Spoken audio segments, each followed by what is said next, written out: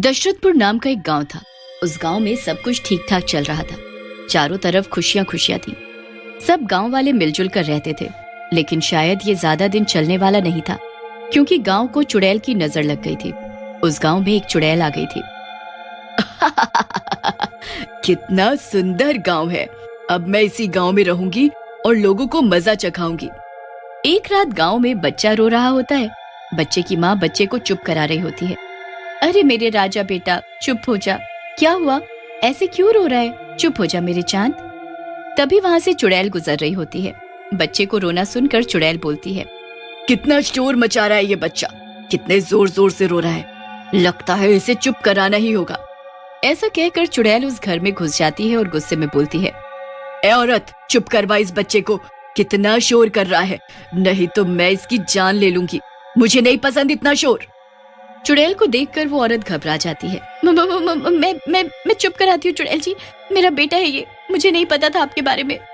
ऐसा कहकर औरत अपने बच्चे को चुप कराने लगती है, लेकिन बच्चा चुप होने की बजाय और रोने लगता है। ये देख चुड़ैल हंसने लगती है और बोलती है, लगता है कि तेरे से चुप नहीं होगा, इसे मैं ही चुप करवा सकती हूँ। ऐसा कहकर चुड़ैल बच्चे को औरत से छीनकर उठा लेती है और उसे मार देती है और हंसते हुए बोलती है, बच्चे ऐसे चुप होते हैं, समझी क्या? और सुन, रोना मना है, नहीं तो मैं फिर आऊंगी। अगली सुबह गांव वाले औरत के घर पर इकट्ठा हो जाते हैं और रोते हुए दिनेश सरपंच को रात में हुई घटना के बारे में सारी बात बताते हैं, जिसे सुनकर दिनेश सरपंच बोलता है, ये तो बहुत ही दर्दनाक घटना है। परेशानी की इस घड़ी में हम सब गांव वालों को एक साथ रहना है और सभी गांव वालों से मेरा अनुरोध है कि वो अपने घरों के दरवाजे और खिड़कियां बंद करके रखें।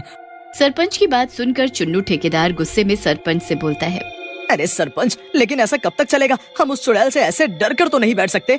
चुन्नू की बात सुनकर वहीं खड़ा राजू बोलता है, अरे ठेकेदार, तो सरपंच कौन सा कह रहे हैं डरो? जिसको डर नहीं लगता वो अपने घरों के दरवाजे और खिड़कियां खोल कर रखे, और क्या।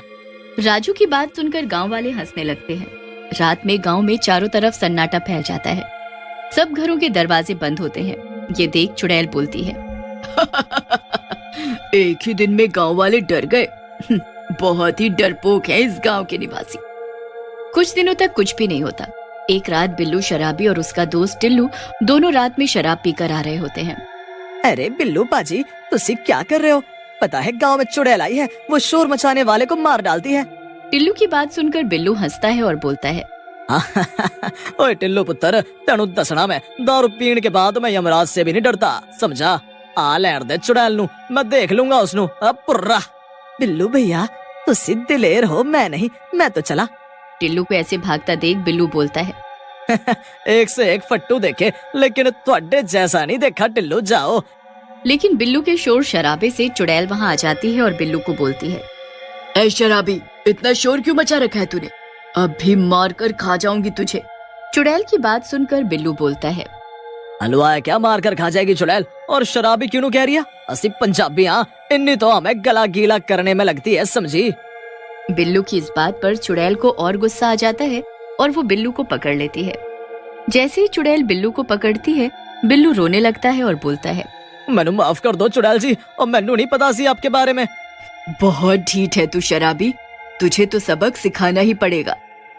ऐसा कहकर चुड़ैल बिल्लू को मार डालती है और उसकी लाश गांव के एक पेड़ पर टांग देती है और उसके गले में एक तख्ती टांग कर उसमें लिख देती है, रोना मना है। अगली सुबह गांव वालों को बिल्लू की लाश मिलती है। सरपंच बोलता है, मैंने बोला था कि रात में घर में रहो और शोर मत मचाओ, लेकिन मेरी बात मानता कौन है? तब तक राजू वहाँ आ जाता है और सरपंच को देखकर बोलता है, कब तक ऐसे रहेंगे सरपंच जी? चुप रहने और दरवाजे बंद करने से कुछ नहीं होगा, हमें मिलकर कुछ करना होगा, नहीं तो ये चुड़ैल एक एक करके सबको मार डालेगी। लेकिन राजू, हम क्या कर सकते हैं? वो चुड़ैल है और हम इंसान हैं, हम उनसे कभी नहीं लड़ सकते। तभी वहाँ खड़ा चुन्नू बोलता है, हम लड़ेंगे और जीतेंगे भी। राजू भाई की बात सही है, हम इस तरह से अपनी मौत को आने का इंतजार नहीं कर सकते। ठीक है, जैसा तुम गाँव वालों को ठीक लगे, मैं हर तरह से तुम्हारे साथ हूँ।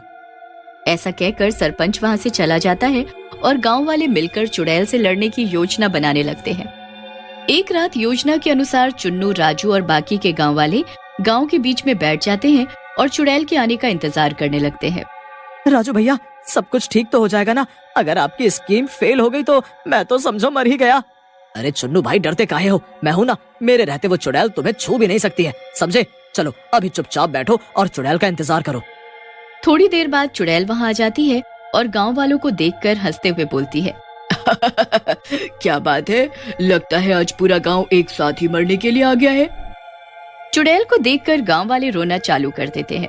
चुड़ैल परेशान और बेचैन हो जाती है और अपने कान बंद करते हुए बोलती है, बंद करो ये रोना, मुझे गुस्सा क्यों दिला रहे हो?